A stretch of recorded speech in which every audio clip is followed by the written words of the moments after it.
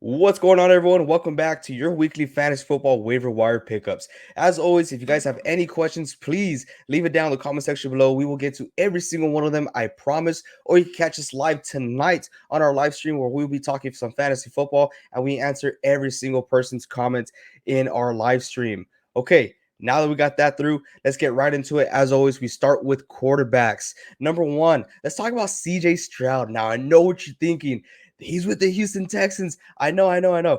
But this past game, he had 30 passing attempts, which is the lowest out of this season so far. This is a super pass heavy team, which only equals to a lot of point opportunity. Now, you see these guys getting a lot of receptions. You're talking about Nico Collins. You're talking about Tank Dell. You're talking about Robert Woods. It is insane. This is a guy that you can just have on your roster who could potentially become a starter for you. Up next, I got two quarterbacks that I'm going to name together because they are both owned in 67% of leagues. Okay, so hear me out. I'm talking about Jordan Love and I'm talking about Brock Purdy, not being biased whatsoever, but these guys are being consistent when it comes to fantasy points. And for them being owned in 67% of leagues each, guys, if they are available in your league, go pick them up. They deserve a roster spot. If not, I don't know what your league is doing. That's all I got for quarterbacks. Up next, let's hit up some running backs. Number one, the person that everybody's talking about, Devon A-Chain. This is the guy I've been talking about all offseason. I said, hey, draft him as your last pick overall. He is going to pop off. Now, did I expect for him to pop off this big, this soon? No, I did not. I actually made the mistake of dropping him, saying, hey, don't worry, I'm going to pick him up the following week. And this was the week that he decided to pop off.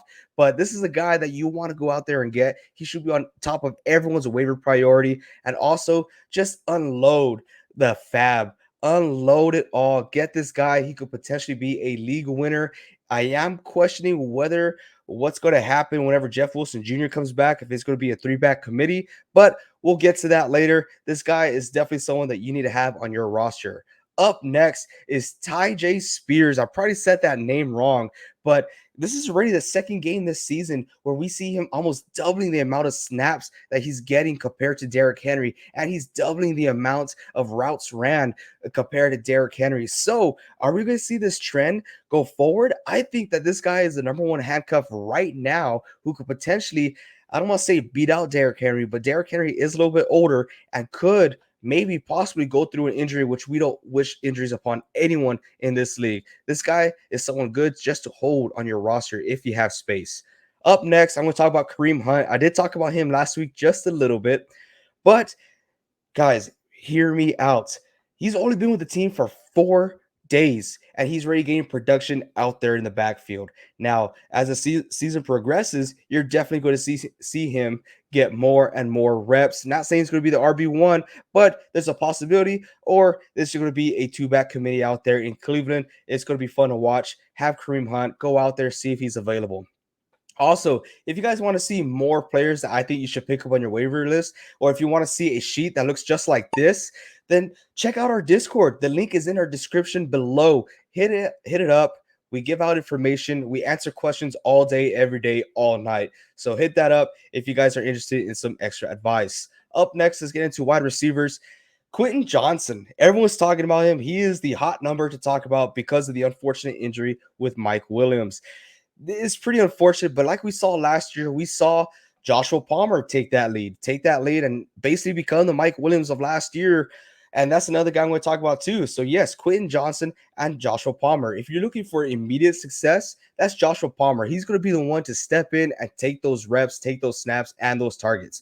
Now, eventually, throughout the late of the season, I do believe Quentin Johnson will be the guy to have. So, if you just want to have him, don't expect immediate success, but it will come very late in the season. Okay, I don't want to say very late, but mid to late season. All right, so don't freak out. But Joshua Palmer is the guy if you want immediate success.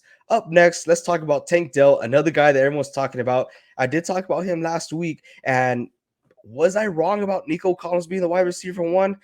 I'm not too sure yet. It's kind of too early to tell, but this guy seems to be getting the workload, right? Even though he is a smaller wide receiver, he is very talented speedster guy and is getting the targets. So this is someone that you definitely want to have on your roster. Not saying to pick him up and start him, but let's see a few more games. And this is someone that you want to have on there. Just like I said about Nico Collins, I'm not through with him yet, but Tank Dell, definitely someone to look out for.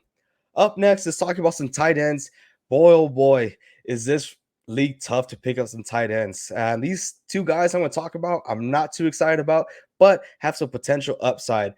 First off, I'm going to talk about Jake Ferguson from the Dallas Cowboys. Yes, it was a disgusting game against the Arizona Cardinals. The one time I wanted the Dallas Cowboys to win, they came out short. But it seems like they don't like to pass the ball. They're just a run-heavy team, and the times they did, they're short-term passes. You didn't go down deep. And that's okay because that is good news for Jake Ferguson. Last week, we saw him get 7 targets, which is great. Now, if Dak Prescott could be consistent and actually evolving, which I think the Dallas Cowboys need to do in order to find success, we could definitely see Jake Ferguson in the long run. Up next, we got Luke Musgrave from the Green Bay Packers. We saw him have a big game last week. He had 8 targets, and the reason why I put him on this list is because right now the Green Bay is dealing with some injuries, right? They're kind of weak in the wide receiver core right now until Christian Watson comes back or until all these other guys come back healthy. And Luke Musgraves did see a good amount of targets this past week where it was a close game against the Saints. Going forward, can they involve their tight end more? I sure hope so, because if they do, Luke Musgrave is a guy to have on your roster. That's really all I got for you guys today. As always, or like I said before, we are going live tonight. So if you have any questions, please hit us up. We will be answering every single one of y'all. Or if you can't hit us up on our live, please leave in the comment section down here or in our Discord. We'll get to you guys eventually. I promise. And until next time, keep on grinding.